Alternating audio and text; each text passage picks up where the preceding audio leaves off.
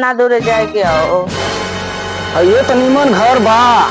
इहे लगत है कि अनिल का घर बा। ये अनिल का घर ना हुए, प्रधान का घर, अनिल का घर हो यहाँ पे। अच्छा, अरे अनिल भैया नमस्कार। नमस्कार नमस्कार, बैठा बैठा बैठा। का हाल चाल बा हो? ठीक बा, बड़ा ढेर दिन पर लोग कुछ खियाओ क्यों जा।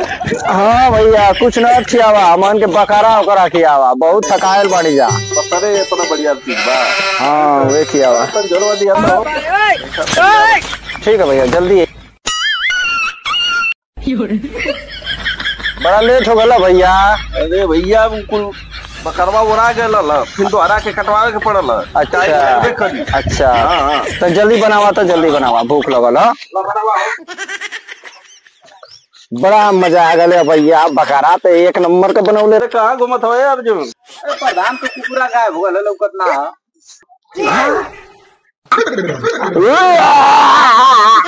अरे मदवता नहीं, कुकुर काट के खिया दे का मन के। अब तो तुम्हारी घर में गए लाने तक के मन मार बड़का उठवा खिया दे ले डाला। नमक रोटी खियावला, पनीर रोटी खियावे के रहते।